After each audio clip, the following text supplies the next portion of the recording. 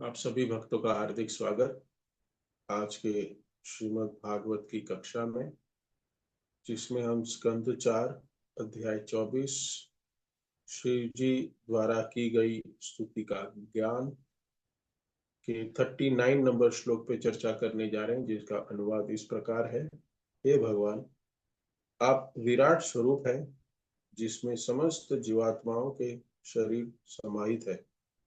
आप तीनों लोकों के पालक हैं। फलतः आप मन, इंद्रिय, शरीर तथा प्राण का पालन करने वाले हैं। अतः मैं आपको सादर नमस्कार करता हूँ।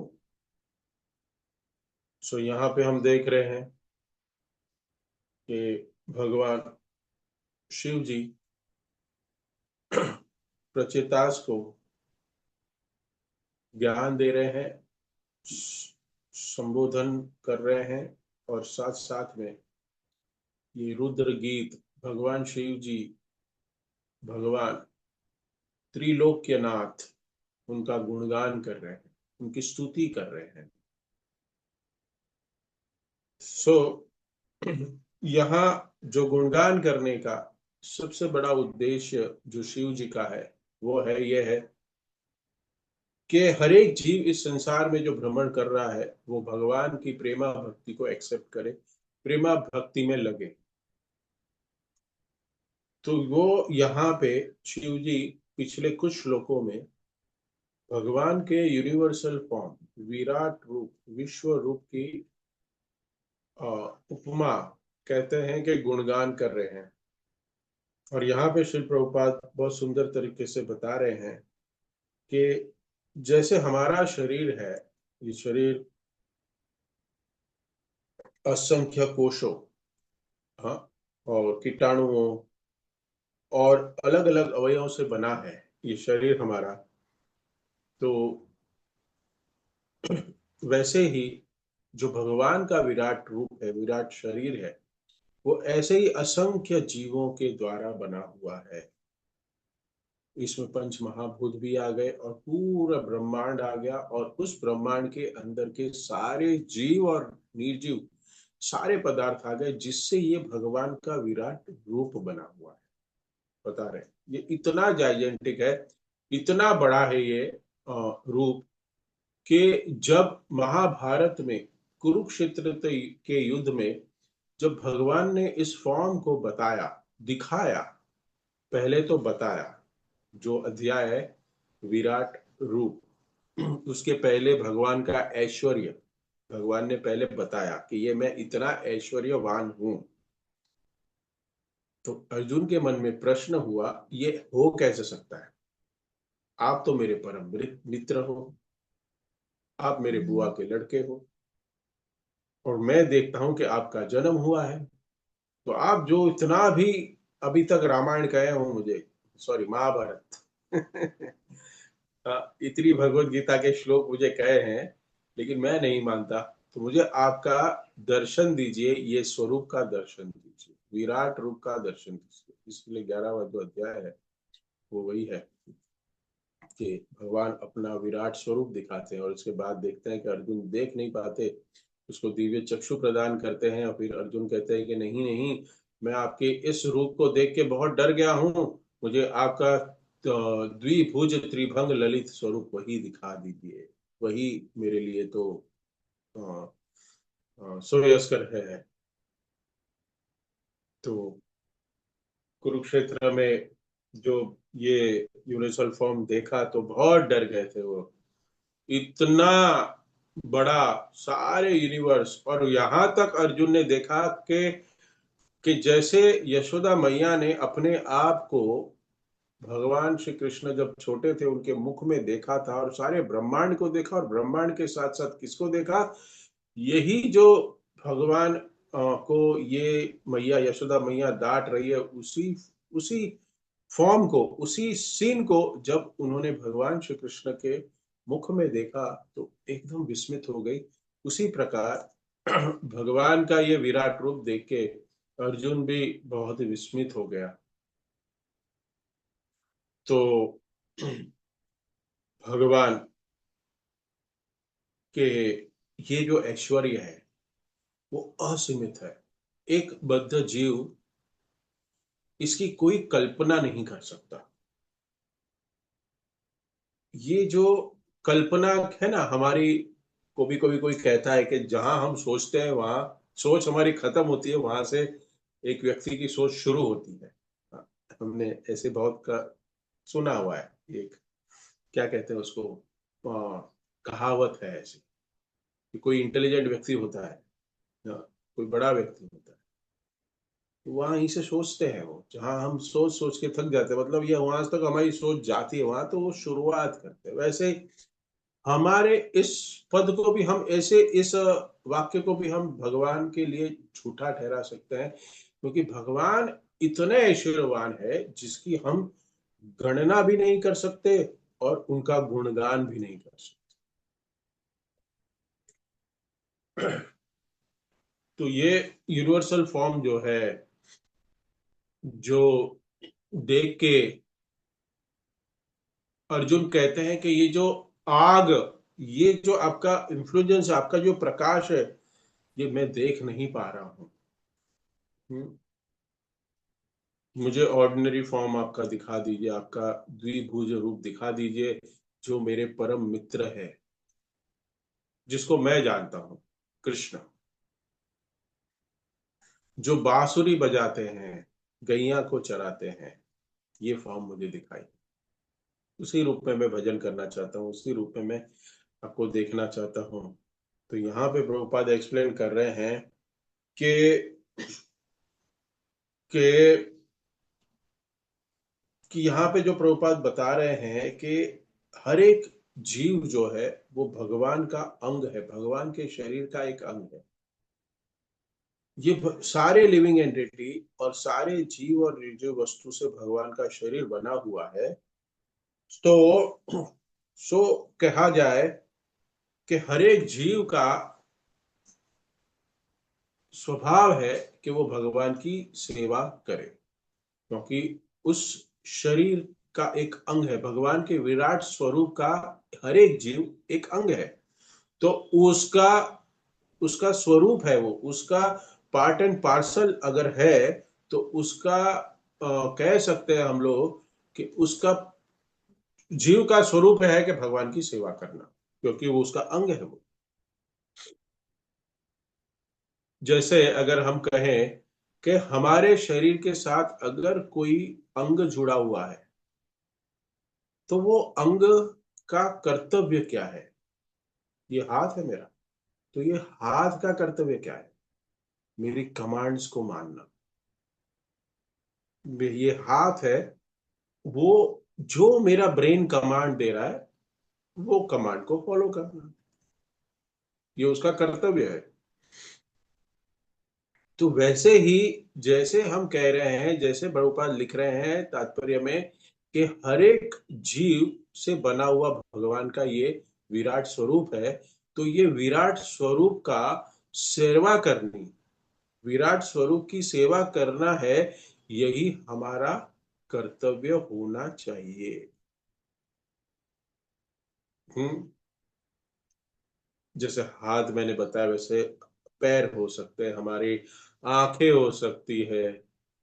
तो ये सारे जो ऑर्गन्स है हमारे, इंटरनल और एक्सटर्नल, जो हमें दिख रहे हैं और जो अंदर भी है, वो सबका क्या काम है कि इस शरीर को बनाए रखना, शरीर को कार्यरत में रखना, और to cooperate this body, this is what. So ये सारे जो पार्ट्स है हमारे, आंख, नाक, ईयर्स, हाथ, पैर, अगर ये सारे शरीर के कमांड को मानेंगे, जो माइंड के साथ मिल रहा है, तो ये हैप्पी रह सकता है, तो ये शरीर के साथ रह सकते हैं। लेकिन जैसे ये शरीर के साथ अलग हो जाएंगे, अगर ये कहे कि नहीं, मुझे कमांड जो दिए हुए हैं मुझे नहीं करनी है, जैसे हाथ को मैं कमांड दे रहा हूं लेकिन वो नहीं करेगा, तो क्या करूंगा? तो क्या हो सकता है? तो अगर वो कमांड नहीं मानेंगे, बॉडी जो माइंड के द्वारा दी गई जा रही है हमारे शरीर में, तो दे हैव टू सफर, ये जो हमारे अवयव है उसको सफर करना पड़ेगा। कभी कभी देखा गया है कि कुछ रोग के कारण कमांड पहुंचता नहीं है, जिसके वजह से हाथ पैर काम नहीं करते, कुछ क्रियाएं, कुछ अवयव काम नहीं कर रहे, तो जिसके वजह से क्या होता है, उस अवयव को सफर करना पड़ता है, जैसे वो हाथ हिल ही नहीं रहा है। जुड़ा हुआ तो है शरीर के साथ, लेकिन शरीर के साथ उसका जो संबंध है, कोई नर्व है, उस सिस्टम को उसने तोड़ दिया है, छूट गया है, जिसकी वजह से हाथ उठा नहीं पा रहा है, पैर उठा नहीं पा रहा है। हाँ, ब्रेन के साथ उसका कनेक्शन है आंखों का, लेकिन वो कोई नर्व टूट गई है या उसमें ब्लड सप्लाई नहीं हो रहा है, तो देख नहीं पा रहा है। जीवा है, मुंह भी है, लेकिन बोल नहीं पा रहा है। So there is a connection break शरीर के साथ, ब्रेन के साथ। जो हमारा शरीर का सबसे इंपॉर्टेंट क्या कहा गया है, हमारा ब्रेन, उसके साथ कनेक्शन टूट गया है, जिसके वजह से वो अवयव तो है, लेकिन उसका कोई कार्य नहीं, मतलब ही सफरिंग, कोई मतलब नहीं उसका। सो यहाँ पे भगवान शिव जी ये प्रे कर रहे हैं प्रचेतास को, ये गुणगान करके मंत्र, जैसे मैं लास्ट लेक्चर बताया, ये सारे मंत्र हैं जिनको कहेंगे कि मंत्र का उच्चारण करो, आप इसको ध्यान में रखो, इसको याद रखो। हाँ, 68 वर्ष तक चलेगा ये। हाँ, ये गुणगान कर रहे हैं शिव जी कि हर एक जीव इस संसार में जो भगवान का ही शरीर है, भगवान का ही शरीर है, विराट स्वरूप का एक शरीर है, एक अंग है, और वो जब तक नेचुरली, वो हर एक जीव भगवान की सेवा में अगर लगता है नेचुरली, तब तक वो सुखी रहेगा, नहीं तो ही हैज टू सफर, उसको दुख भोगना ही पड़ेगा, दुख भोगना पड़ेगा उसको। तो वो कह रहे हैं शिव जी, कह इसमें बता रहे हैं, शिव जी बता रहे हैं कि लिविंग एंटिटी जो है, हर एक जीव है, वो इंडिपेंडेंट नहीं हो सकता। अगर अकेला रहा तो he has to suffer, he has to. ये जो हाथ है, हाँ, ये जो पैर है, हमारे अवयव है, वो हमारे शरीर के साथ जुड़े रहेंगे तो ही उसकी वैल्यू है, नहीं तो he has to suffer, there is no value, zero. ये शरीर का हाथ है ये, हाँ ये हाथ है, अगर इसको काट के कोई बेचने जाए, इसका कोई मूल्य नहीं है, जीरो, कोई हाथ भी नहीं लगाएगा। तो उसकी वैल्यू कब है, जब उस शरीर के साथ जुड़ा हुआ है, उसके साथ जुड़ा हुआ है। जैसे एक मछली का उदाहरण हम ले सकते हैं, मछली को पानी के बाहर निकाल लीजिए, ये जो स्थिति है पानी के बाहर रहना, उसके लिए कोई नेचुरल स्थिति नहीं है पानी के बाहर रहना, लेकिन जो फिश है उसका स्वभाव क्या है, पानी में रहना, और पानी में रहेगी तो वो सुखी रहेगी, जीवित रहेगी। लेकिन जैसे उसको पानी से बाहर निकाल लेते हैं, वो तड़पड़ेगी बहुत, चाहे उसको रसगुल्ला के पूरे पॉट रख के सामने रख दो, या पनीर दे दो उसको, या पिज्जा रख दो, या पास्ता रख दो, मछली के सामने ये सब 56 भोग रख दो, मछली को सारे 56 भोग लगा दो, लेकिन वो खुश नहीं रहेगी, वो तड़पड़ेगी। उसकी ओरिजिनल कॉन्स्टिट्यूशन पोजीशन क्या है, पानी में रहना, उसको पानी में ही रहे, उसको और कुछ नहीं चाहिए। आप समझ रहे इस बात को? उसी तरह जैसे पानी में रहना एक मछली का जन्म सिद्ध अधिकार है, वैसे ही हमारा भी, हम कह सकते हैं कि हमारा भगवान की सेवा करना ये हमारा अधिकार है, लेकिन हम भूल गए हैं, भूल गए हम। हमें इंडिपेंडेंट रहना है, we wanted to be independent. I don't want to serve lord, मुझे सेवा नहीं करनी है प्रभु जी। अ, इसलिए आचार्य हमारे सारे आचार्य जो हमारे गुरु शिष्य परंपरा में आते हैं, वो क्या कहते हैं, और लॉर्ड शिवा इस रुद्र गीत, ये जो गान है, उसमें भी क्या हमें समझा रहे हैं।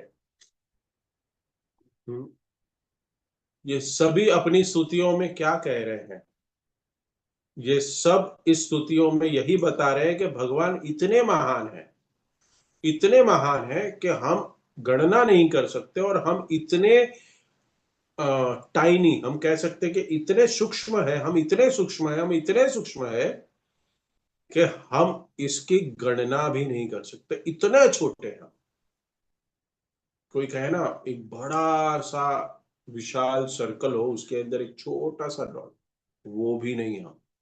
भगवान इतने विशाल है, और हम एक एक अणु के जितने भी हमारा हमारा वर्चस्व नहीं है, वो हमारा शरीर का साइज भी कहे तो उतना नहीं है हमारा,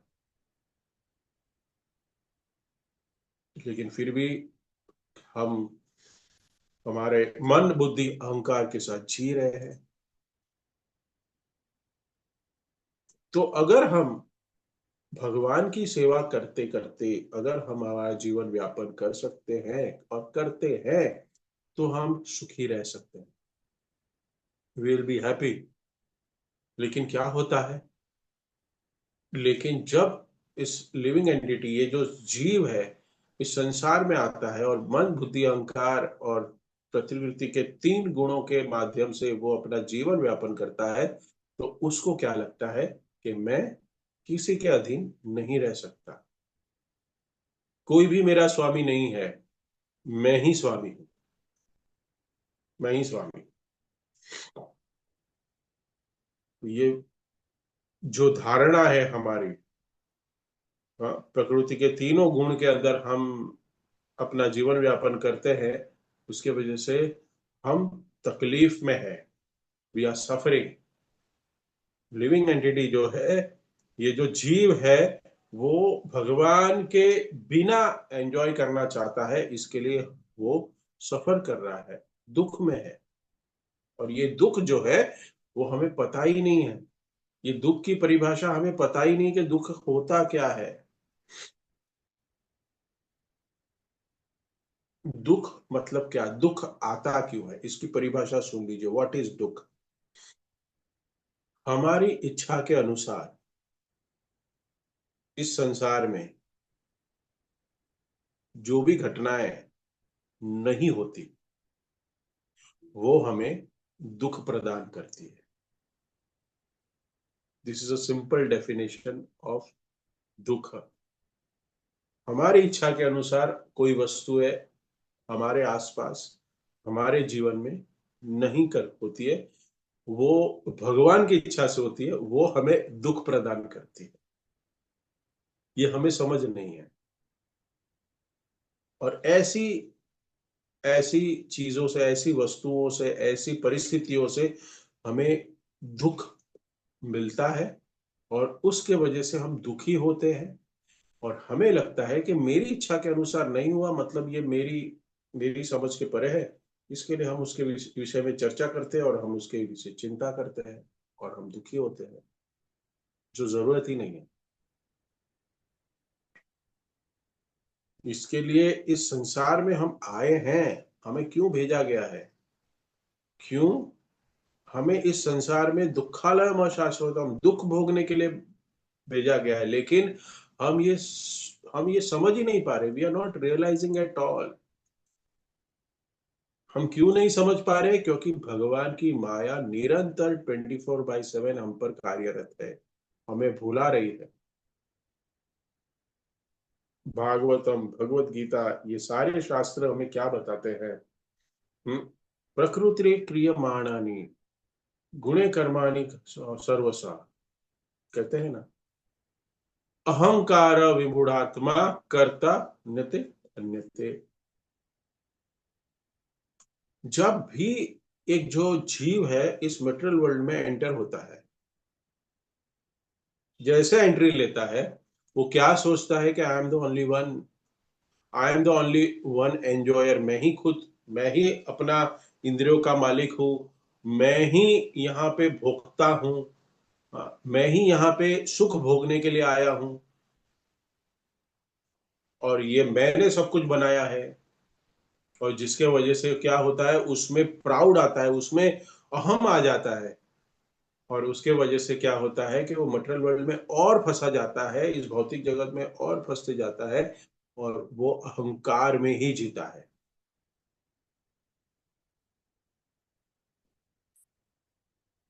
क्या है कि हम इस संसार में आके फंसे तो है, लेकिन हम देख नहीं पा रहे कि मैं फंसा हुआ हूं। जैसे जेल, हाँ, जेल में किसी को भेजते हैं, क्रिमिनल को, तो वो जो क्रिमिनल है, वो कैदी है, वो अपने आप को देख पाता है कि मैं जेल में हूँ। There are so many guards, वहां पे कोई बहुत सारे जेलर्स है, पुलिस है, मैं जेल में हूँ। हाँ, और मैं यहां से नहीं निकल पाऊंगा, ये उसको, कैदी को पता है। उसको पता है मैं बंधा हुआ हूं यहाँ, वो देख पा रहा है, क्योंकि वो क्या है, उसने क्राइम किया है और वो देख पा रहा है कि मैं जेल में हूं। लेकिन जैसे एक व्यक्ति, एक जीव इस प्रकृति क्रियमाणानी, हाँ, प्रकृति के 3 गुणों के अधीन होके जब एक जीव इस संसार में आ जाता है, इस जेल में आ जाता है, तो उसको कवर किया जाता है। भगवान भुला देते हैं तुम जेल में हो। हमें भगवान की माया शक्ति द्वारा भुलाया जाता है कि मैं कैसे इस संसार में बंधा हुआ जीव हूं। भगवान की ये चाल है हमें फंसाने की, माया द्वारा। हमें लगता है कि यहाँ पे कोई भगवान नहीं है, मैं तो अपने मर्जी का मालिक हूँ, मैं जो करना चाहता हूँ मैं कर सकता हूँ, क्योंकि हमें इंडिपेंडेंस दिया गया है, भगवान ने दिया है इंडिपेंडेंस, दे के हमें यहाँ भेजा गया है। इसलिए हम क्या सोच रहे हैं कि मैं इंडिपेंडेंट हूँ भगवान, और भगवान जैसे कोई मुझ पर कोई उनका प्रभाव नहीं पड़ सकता। मैं एंजॉय करने आया हूँ यहाँ पे।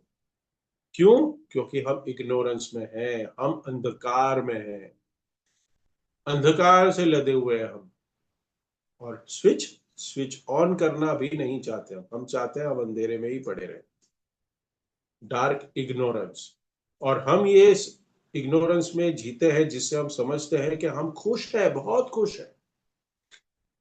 बट हम खुश नहीं हैं, हम दुखी हैं। इसलिए बार बार भगवान अवतरित होते हैं, आचार्य अपने पार्षदों को भगवत धाम से भगवान श्री कृष्ण भेजते हैं। हाँ, और कहते हैं कि शास्त्र लिखिए। हाँ, हम्म, वो शास्त्र लिखते हैं, स्तुतियां लिखते हैं।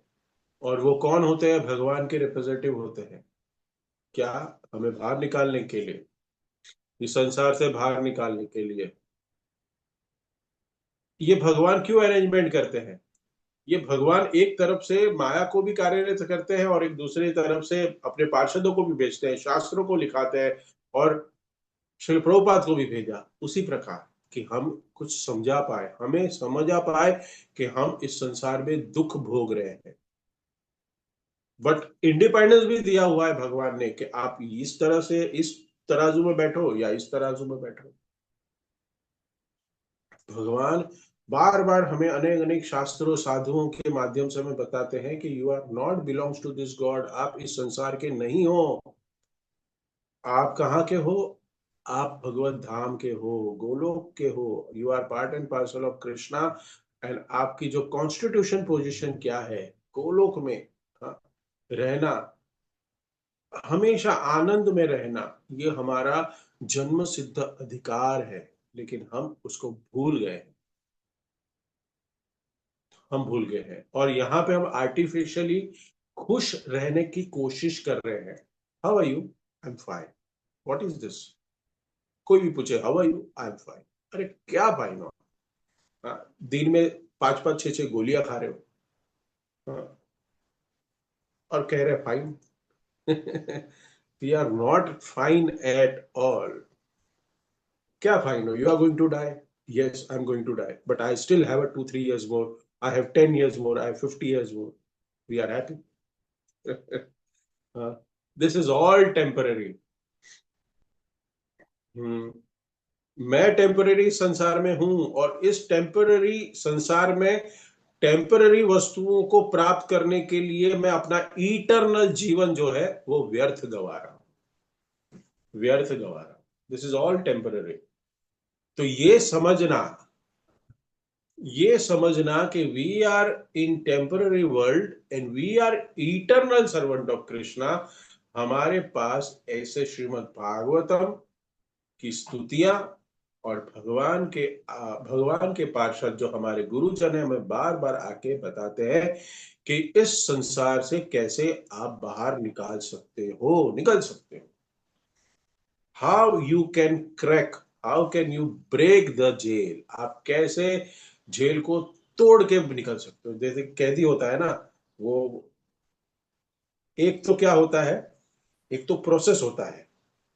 क्या एक प्रोसेस है कि 14 साल की जेल काटो और उसके बाद आपको सैंड अप दिया जाएगा और आपको बाहर भेजा जाएगा। करेक्ट। तो ये हो सकता है कि बद्ध जीव जो है वो कहे कि नहीं प्रभु जी आप सही है, लेकिन फिर भी मैं थोड़ा एंजॉय कर लूं, बस थोड़ा सा आया हूं इतना ऊपर से नीचे, तो थोड़ा तो करने दो, अभी थोड़ा मेहनत, थोड़ा तो आनंद लेने दो, इतना मेहनत करके ऊपर से नीचे आया हूं। तो ठीक है चलो। लेकिन कुछ कुछ जीव जो होते हैं, वो जो जीव है वो जेल तोड़ने के लगे हुए हैं, जेल को ब्रेक करके तुरंत बाहर निकलने की सोचते हैं कि मुझे 14 साल नहीं रहना है। तो आपको क्या लगता है, आप कौन सी कैटेगरी में आना चाहते हो? You wanted to break the jail and go, और यू वांटेड टू हैव जो पूरी सजा काट के आपको जाना है? क्या लग रहा है आपको, कौन सा कैटेगरी में आना चाहते हो आप? कोई बता पाएगा अनम्यूट करके? Break the jail. Sorry? Break the jail and go. The jail. Yes, Escape, everybody escape, has yes. everybody escape. has to break the jail and go immediately. We don't want to. हाँ, 84 लाख योनियों के बाद एक एक upgradation के बाद नहीं, you wanted to go immediately. कैसे? स्पेशल प्रभुपाद यहाँ बता रहे हैं बहुत सुंदर तरीके से। अतः समस्त इंद्रियों को भक्ति में लगाना चाहिए। उदाहरणार्थ नाक को चाहिए कि भगवान के चरण कमलों पर अर्पित फूलों की सुगंध ले, हाथों को चाहिए कि भगवान के मंदिरों को बुहाए। बहुत सुंदर यह है कि कैसे हम ये कर सकते हैं, कैसे हम भगवान की भक्ति अभी कर सकते हैं। हम तो है, हमें पता चल गया part and parcel of Krishna, हमें प्रोसेस मिल गया। तो क्या प्रोसेस क्या मिला है यहाँ पे? बहुत सुंदर श्री प्रभुपाद ने जो तात्पर्य में लिखा है, इसका बहुत सुंदर श्लोक है, जो श्लोक अम्बरीश महाराज का है, जो स्कंध 9वें अध्याय 4 का 18, 19 और 20 नंबर श्लोक है। बहुत सुंदर है। पैसे 19 नंबर 18 नंबर का श्लोक पढ़ूंगा। सवे मन कृष्ण पदार विंदयो वर्चासी वैकुंठ गुणानुवर्णने करो हरे मंदिर अमार्जनादिषु श्रुति चकारा चकारा च्युत सप्त थोदके। कहते हैं महाराज अम्बरीश सदैव अपने मन को श्री कृष्ण के चरण कमलों का ध्यान करने में, अपने मन को कहाँ लगाए? भगवान के चरण कमलों का ध्यान करने में लगाए। अपने शब्दों को भगवान का गुणगान करने में लगाए। जितना हम जरूरत है बोलना उतना ही बोले, और ज्यादा से ज्यादा हरिनाम संकीर्तन का उच्चारण करें। हरे कृष्णा कृष्णा कृष्णा हरे हरे, हरे राम राम राम हरे हरे। ज्यादा से ज्यादा भगवान के मुख, अपने मुख से अगर कुछ शब्द निकले तो मैक्सिमम भगवान के गुणगान के लिए हरे कृष्ण महामंत्र निकलना चाहिए। अपने हाथों को भगवान का मंदिर बुहारने में तथा अपने कानों को कृष्ण द्वारा या कृष्ण के विषय में कहे गए शब्दों को सुनने में लगाते हैं। जो महाभागवत होते हैं, जो भक्त होते हैं, वो अपनी सारी इंद्रियों को भगवान की सेवा में, भगवान के गुण रूप मधुरी लीला में सुनने के लिए सेवा में लगाते हैं। और आगे कहते हैं वे अपनी आंखों को कृष्ण के अर्च विग्रह को देखने में, अर्च विग्रह की सेवा करने में लगाते हैं। कृष्ण के मंदिर तथा कृष्ण के स्थानों यथा मथुरा तथा वृंदावन को देखने में लगाते हैं। तो अपने पैरों का उपयोग कैसे करना चाहिए? हमें पैरों से कहाँ जाना चाहिए? धाम यात्रा करनी चाहिए। धाम यात्रा। लास्ट ईयर कार्तिक में जब मैं वृंदावन में था, तो डिस्ग्रेस गुड़ाकेश वो लेक्चर में बता रहे थे हमारे ग्रुप को कि वृंदावन आके हमें निरंतर परिक्रमाएं करनी चाहिए। ना कि हमें रूम में बैठना चाहिए। हमारा रूम तो होता ही है, लेकिन वो बता रहे थे कि वृंदावन में आके जितना हम चलते हैं, जितना हम परिक्रमा करते हैं, हम धाम में घूमते हैं, मतलब दर्शन करने यहाँ वहां जाते हैं, और जितना चलते हैं हम, उतना ही हम हमारे भगवत धाम के और हमारे बीच में जो डिस्टेंस है ना, उसको कम कर रहे हैं, उसको काट रहे हैं। सो वी हैव टू निरंतर, जब धाम जाते हैं तो चलते रहना चाहिए, रूम में बहुत कम रहना चाहिए। वो उन्होंने क्यों बोला था, क्योंकि लेक्चर देने वो आ गए थे। लेकिन हमारे अभी सब भक्त लोग अभी साज सवर के गेस्ट हाउस के रूम से अभी तक बाहर आए नहीं थे। इसके लिए उन्होंने कहा कि वृंदावन में आके अगर रूम में ही बैठना है, अगर रूम में ही रहना है, तो आप बॉम्बे में ही रूम में रहिए। वृंदावन में आके आपको निरंतर भ्रमण करना है, और जितना आप चलोगे उतना डिस्टेंस आपका और भगवत धाम के बीच में जो डिस्टेंस है वो कम होता है। This is very very very nice. तो पैरों का उपयोग भगवान के सेवा में कैसे करें? धाम में जाके चले, मंदिर जाने के लिए करें, पैरों का उपयोग कर सकते हैं। अपनी घ्राण इंद्रियों को भगवान पर चढ़ाई गई तुलसी को सूंघने को सूंघते, और अपनी जीभ को भगवान का प्रसाद चखने में लगा सकते। फूल को सूंघने, जो फूल है उसको सूंघने से हम हमारा नाक का उपयोग कर सकते हैं। हाँ, जीवा से हम, जैसे कहा कि मैंने भगवान के नाम का उच्चारण करना, और साथ साथ में भगवान का श्री कृष्ण जो भोग है, जो प्रसाद है, उसको खाने में। और वो भी कितना, जितना शरीर को जरूरी है, जितना सोल एंड बॉडी को साथ में रखने के लिए जरूरत है, उतना ही खाएं। और आगे कहते हैं, अपने सिर को भगवान के समक्ष झुकाने में और अपनी इच्छाओं को चौबीसों घंटे भगवान की सेवा करने में लगाया जा सकता है। सर जो दिया गया है, वो सर क्यों दिया गया है? झुकने के लिए दिया गया है, ऐसे ऊपर नहीं। So we have to bow down, प्रणाम करना चाहिए, अपने शरीर को पूर्ण साष्टांग दंडवत करना चाहिए, पंचांग दंडवत करना चाहिए भगवान के समक्ष। और निसंदेह महाराज अम्बरीश ने अपनी इंद्रिय तृप्ति के लिए कभी कुछ भी नहीं चाहा, सारी इंद्रियों को हमेशा भगवान की सेवा में लगाने के लिए ही कार्यरत किया। वे अपनी सारी इंद्रियों को भगवान से संबंधित भक्ति के कार्यों में लगाते रहे, भगवान के प्रति आसक्ति बढ़ाने और समस्त भौतिक इच्छाओं से संपूर्ण मुक्त होना की यही विधि है। क्या विधि है? यही विधि है। क्या विधि है? कि हमारे सारे कर्मेंद्रिय ज्ञानेन्द्रिय उनको एन केन प्रकारेण भगवान की सेवा में लगाए। और जो हमें हमारे आचार्य कह रहे हैं, और जहां जहां ये तात्पर्य में भी प्रभुपाद यही बता रहे हैं कि हमें, जैसे हम भगवान के अंश है, भगवान विराट है, तो हमारा कर्तव्य है कि किसकी सेवा करें? हमारा भगवान की सेवा करें।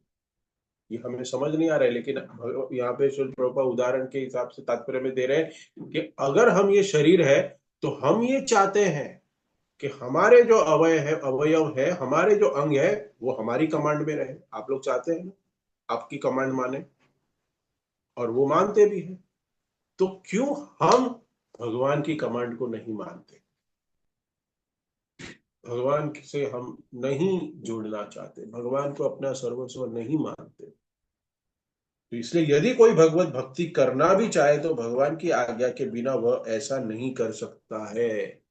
तो हो सकता है यहाँ पे, ये बहुत मैंने अंडरलाइन की थी कि ये तो भगवान, तो प्रभु जी ठीक है ना, भगवान ही हमें नहीं याद करा रहे, भगवान की इच्छा है कि हम नहीं आए। नहीं, भगवान क्या देखते हैं? भगवान की इच्छा भी नहीं है, लेकिन आप भगवान की इच्छा हम बदल सकते हैं। कैसे? प्रयास करके। हम प्रयास कर सकते हैं कि नहीं, मेरी इच्छा है भगवान, मेरी आने की इच्छा है। हाँ, तो फिर भगवान करेंगे ओके, तो फिर आप, आपको मैं जबरदस्ती नहीं बुलाना चाहता। आप जियो, आप आराम से इंद्रिय तृप्ति करो। मैं जबरदस्ती नहीं करना चाहता आपको, मेरी सेवा में मैं लगाना नहीं चाहता। आपकी इच्छा है तो सेवा करो। जब तक आपकी इच्छा नहीं है, तब तक आप इस संसार में भटकते रहो। शिव जी जीवात्माओं को यह दिखाने के लिए कि भक्ति कैसे की जाती है, इतने प्रकार से प्रार्थना कर रहे हैं, इतने सारे श्लोक बता रहे हैं, क्योंकि हम भक्ति में लगे, भक्ति में लगे रहें। और कैसे लगे? अपने जैसे यहाँ पे बताया गया है, इस प्रकार प्रत्येक जीवात्मा को अपने प्राण, अर्थ, बुद्धि तथा वाणी से भगवान की सेवा करनी चाहिए। तो ये शिल प्रभुपाद ने हमें बहुत सुंदर मोमेंट दिया है। खाने के लिए प्रसाद दिया, सात्विक प्रसाद दिया हमें। हाँ, उच्चारण करने के लिए महामंत्र दिए, इतने सारे वैष्णव गीत दिए, उच्चारण करने के लिए इतने सारे शास्त्र दिए। शिल प्रभुपाद ने जितने शास्त्र हमें लिखे हैं, हमें दिए हैं, उस शास्त्रों को अगर हम हर रोज एक श्लोक भी पढ़ने जाएं तो हमें 51 ईयर्स लग जाएंगे। 51 ईयर्स एक श्लोक पढ़ने के लिए, बताइए। पूरे जीवन भर हम संतुष्टि से भक्ति कर सकते हैं, अपनी इंद्रियों को भगवान की सेवा में लगा सकते हैं। इतने सारे प्रभुपाद ने मंदिर बनाए, मायापुर, वृंदावन, हर एक स्टेशन पे मंदिर बनाए, हर एक मेट्रो सिटीज, TR2, TR3, गांव गांव, पृथ्वी आते नगर आदि गांव, सर्वत्र प्रचार हो लो मोरो नाम। चैतन्य महाप्रभु की वाणी को प्रभुपाद ने सच ठहराया, करके दिखाया। क्यों? क्योंकि हम अपनी इंद्रियों को भगवान की सेवा में लगा के भगवत धाम जा सके। यही बता रहे हैं शिव जी प्रचेतास को, कि अपने मन बुद्धि को, अपनी इंद्रियों को, आप तपस्या तो करने जा रहे हो, लेकिन फिर भी मैं एड ऑन आपको बता दे रहा हूं कि आप अच्छा मार्ग चुन रहे हो, आप कर रहे हो, लेकिन फिर भी आपको इस पद से कभी भी भ्रमित नहीं होना है। हमें भी पता तो है, लेकिन हम कभी कभी भ्रमित हो जाते हैं, कभी कभी हम लोग ऑफ द ट्रैक हो जाते हैं, लेकिन हम निरंतर भगवान की सेवा करते रहे, यही हमारा भाव होना चाहिए, वही हमारा पूर्ण प्रयास होना चाहिए। तो आज बहुत सुंदर एकादशी माधव तिथि है। आई होप आप सब लोग ने फास्टिंग किया होगा। द्वादशी का फास्टिंग है, वरा द्वादशी कल है, तो फास्टिंग टिल नून है। उसके बाद जो अगर किसी को कुछ खाना है, प्रसाद खाना है, तो आप खा सकते हैं। तो कल वामन द्वादशी है, भगवान वामन जी का वरा द्वादशी है, सॉरी, वरा द्वादशी है। तो कल वरा भगवान का आविर्भाव है, उसके लिए फास्टिंग करेंगे। और माधव तिथि है आज, तो आप ज्यादा से ज्यादा जप करें, भागवतम सुने, पढ़ें, और हो सके तो भगवान की कुछ प्रैक्टिकल सेवा भी करें। हरे कृष्णा। इसी के साथ इस सेशन को यहाँ विराम देते हैं। किसी कोई भक्त का कमेंट है, टिप्पणी है, प्रश्न है, करेक्शन है, सजेशन है, तो बोल सकते हैं। हरे कृष्णा।